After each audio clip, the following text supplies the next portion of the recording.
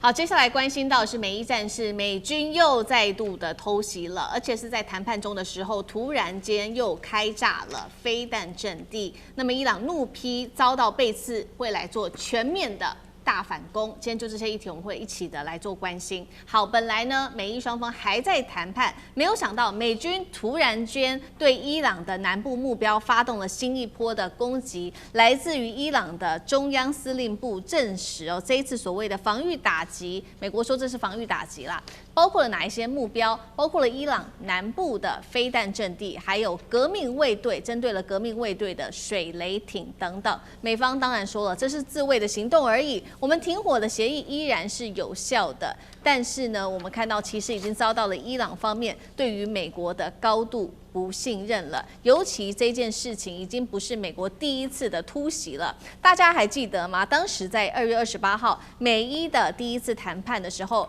跟美國談判的人就是當時的已故最高領袖哈米尼，他就是在談判的時候遭到美國空襲而死亡的。那麼這一次，美國為什麼又再次做了一樣的事情呢？這次美伊談判的細節內容，我們也稍微看一下，包括了討論要荷姆茲海峽區解封、停火延長到60天，還有濃縮鈾的處置方法都還在談，甚至是伊朗的海外資金會不會做解凍等等。那麼針對了這個當中，我們看到濃縮鈾的問題，當然了，伊朗的總統早就已經說了，伊朗無意追求核武，那麼重新開放，他還說重新開放封鎖將近90天的國際網絡，看起來好像伊朗總統已經稍微釋出一點點的善意了。沒有想到美軍在此刻又在做空襲，等於打了伊朗的溫和派再度打了一巴掌。所以節目一開始要特別請教幹哥怎麼看了美軍這一次又再度的做了空襲，那麼革命衛隊也在這次空襲之後隨即啟動所謂的防空系統來做反制了。伊朗接下來的報復行動可能如何做？幹哥怎麼看？你對於一個地區的壓力哈，你跟他現在在交戰狀態的話哈，你還是要保持着對他施壓的態度，就像橡皮筋，你要拉到一個程度，但你不可以太用力，會把它拉斷。但你不可以完全鬆掉，他根本就不怕你了。所以现在对于伊朗的態度，美國中央司令部就 CENTCOM， 他們就是在保持這個什麼，就是我隨時都可以打擊你，你不要以為我們走了，我們還在哦，告訴你我還在。也就這次的行動是由 F-15啊，他帶着那個集束炸彈跟小直徑炸彈去對付伊朗處於低戒備狀態的防空飛彈設施。我剛才為什麼要說低戒備狀態？也就是說，後來新聞有講了一句，伊朗全面在打開在沿岸的防空飛彈陣地的雷達的這個警戒的程度又提升了。事實上，他們對美國的空襲，他們已經放低了戒備，大家知道嗎？結果現在又被打了，又挨打了。挨打的地方是哪裡？阿巴斯港。阿巴斯港是伊朗非常重要的商業港口，也是海軍基地。所以說，像這個非常重要的港口，既然會挨炸，代表什麼？代表美國做了一些你不知道的事情，因為他們炸成了水雷艇，也就是布放水雷的小型快艇。這種快艇伊朗有多少？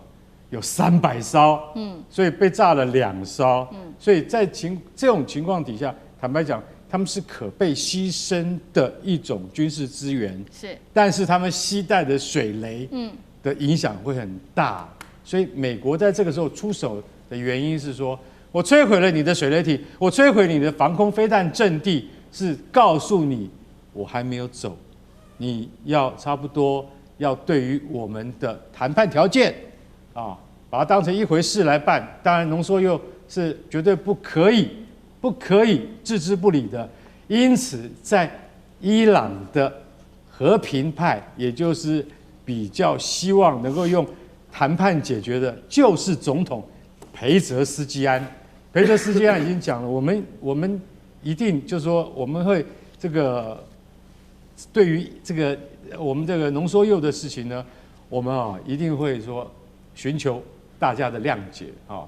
他其實是已經放軟的態度，但美國還是採取了空襲行動，這都是雙方面互相的，就是說我退了，你進了，但是接下來是你要退，我要進。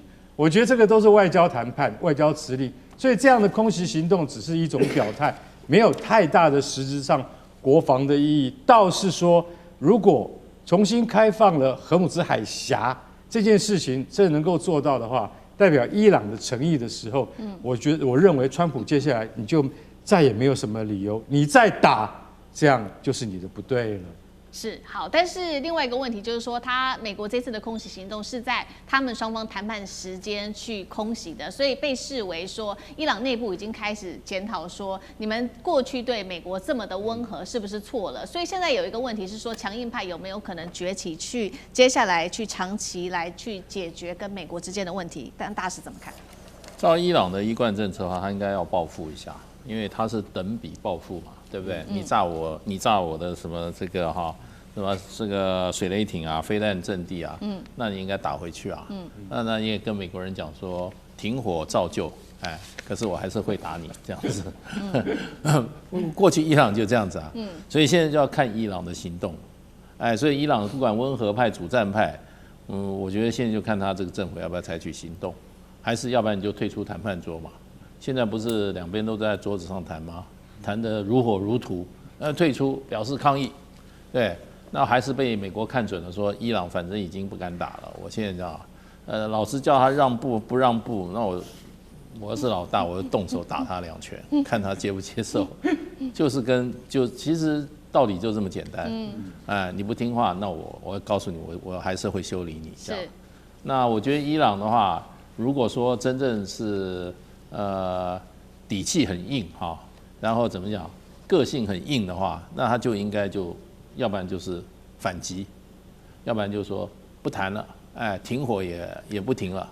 對，他看樣子他也不敢付這個代價。所以美國也是，說實話，美國這種打法的話，說實話也不像是什麼名門正派啦，尤其不像個超級大國，挑人家的什麼飛彈陣地打2個，然後呢又打個水雷艇，對，你能造成什麼嘛？對，就是警告你，就是不耐煩嘛。對，那你就不要宣布停火啊！你這個國家沒有信用，以後誰敢跟你交往啊？你明明說停火還在，可是我可以打你，世界有這種道理嗎？對，所以我覺得現在看伊朗啦，不過我覺得當然是川普不耐啦。川普不耐，川普其實前天他已經說快要簽了，就最後簽了。結果是因為 Rubio 又出來緩頰一下，他說：“哎呀，這個還是有很多問題沒解決啊，尤其核武的問題還沒解決。”所以川普急了他就會幹這種事。不過我覺得一個國家啊，公然不守信用啊，長久他會付出代價。對。所以在這個美伊停火期間，美國已經答應說，現在做和談，但是又打別人。現在是說，是否影響到其他的國家對於美國的信任度呢？那已經不信任了，美國此時又在推出說，主打要做的這個叫做亞伯拉罕協議2.0，希望能擴大中東國家跟以色列的關係變得更好，能夠更正常，而且還暗示說，甚至伊朗未來也可能被納入在這個協議裡面。但是我們來看到現實是，其他國家也不甩美國。首先是巴基斯坦直接就拒絕了加入這個協議。第二個國家是沙烏地阿拉伯，他說呢，除非巴勒斯坦建國，否則一切都免談。許多國家現在看起來已經失去了對美國跟以色列的信任度了嗎？這時候川普還想推動跟這些中東國家跟以色列好好的相處，真的有可能嗎？聶老師怎麼看 ？OK， 我這樣看起來，這個穆斯林國家這些伊斯蘭教的這些教國哈，他們就算一個 group 是一個盟國的一種概念了哈。就剛剛講到巴勒斯坦要讓他們建國等等的。而且呢，當然這個為什麼談亞伯拉罕呢？因為亞伯拉罕當然我不是純粹的基督教徒，但多少了解，亞伯拉罕他是一個緣由，也就是他們有2種宗教是共同信仰的這個起源，那就是亞伯拉罕。所以呢，這個可以把這個所謂的有點不太一樣，又有點感覺一樣的這個共同起源的拉在一起，就成為一家親這樣的感覺。這川普呢，當時在1.0版呢，所以是亞伯拉罕1.0版。8月13號15號這個13號那天所提出來的。8月上提出來之後呢，當時是一個聲明，當時阿聯酋嘛，以色列啊，當然阿聯酋是這個可能伊斯蘭教，那以色列它是猶太教，就說這樣還是一樣嘛，我們就用亞伯拉罕是有一樣共同起源，我們來一起吧。那當然這個傳1.0見證，好，我們就來聲明，隔個月啊9月15號就簽署，又加了巴林哈，就是海軍基地那個巴林。好，這4個國家結束，這是1.0版。現在2.0版，川普認為這樣的做法不錯啊，其他這個伊斯蘭國家也可以一起來，我們就亞伯拉罕協議2.0版，大家覺得怎麼樣？可是你知道，現在他們這個裡面，你看基督教裡面也有分很多派系啊。他們不管你亞伯拉罕者不亞伯拉罕，他們裡面的確還是有非常多，甚至有這種戰爭的隱憂，甚至這個國仇家恨都還是存在的。因此你要談出來，的確有點困難。當然就講到，甚至還算大國的巴基斯坦這些人也就跟着反對了。好，那這個我覺得是不太可行。我現在想講回來另外一塊啊，剛提到一個美國真的是不可信。其實這個和談的東西啊，我把它分析這樣說。就是說，伊朗這個地方呢，說不好聽，它是不能讓，它讓的話必死。他們在鋼索上啊，讓的話一下來，我跟你講，美國就把你打死。那我先拉回去講，其實亞伯拉罕2.0版，也就是川普在那邊一直沾自己說，我們一家人一家人。但是你重點是，你是尊重別人、重視別人所談的，還是你是要指揮別人、要命令別人所談的這個收編對方？這個是有差異的，你知道嗎？你是收編對方，你要怎麼做？而你知道，伊朗對就是剛才我們大家講，伊朗對美國是沒有辦法信任吶。他不斷的提同樣的話，而且到處把這樣的聲音告訴歐洲的盟友啊，說得非常清楚。實際上，歐洲盟友是屬於美國盟友，但是他必須告訴歐洲人，美國一直不守信，出爾反爾。而川普講太多次，我們答應的東西從來不符實。我們今天簽了以後，他還可以反對，還可以反悔啊。這個人就國際法都不遵守的，你覺得我們跟他簽，我們敢相信他嗎？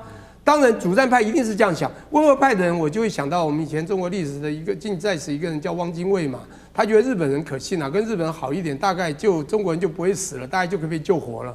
這也不對呀，因為日本人就是要你滅國一樣，就是要把你這個中國人拿掉。請問一下，你要跟他談嗎？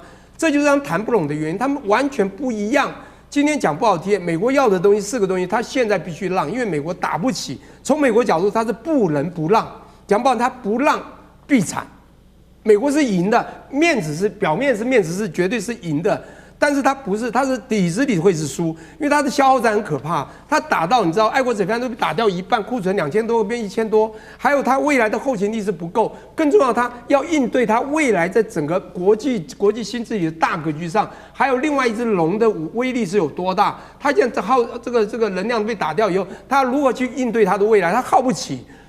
我跟你講，他不能不讓，他必須讓。因此，原來川普要的要10分，要全完勝的。我跟你講，他已經其實委屈用到8分7分了。是，你知道伊朗哈，他原來只說我只能給你1、2，可伊朗講話也退了一點3、4，他們還沒有完全拉近。所以最近一直在談說他們簽了，要簽了。川普說已經沒問題了，在2天就簽了，而且好像已經簽到95%了。我跟你講，簽剩1%，最後還是會出問題。而且伊朗一直認為，好，都答應你，答應我咯，要永遠保護我的國家，要大家國際間保證你不再打我哦，你要真的解凍我的資產哦，哪一天一簽下去，不行，資產還是有問題，又封鎖，伊朗怎麼辦？所以這個問題是伊朗根本沒有辦法簽的主要原因。好，謝謝聶老師，那我們休息一下，馬上回來。地緣政治、美中之爭、戰略價值、強權崛起、小國生存。現在與未來，洞悉事件走向，掌握世界脈動，全球觀點，盡在環球大戰線。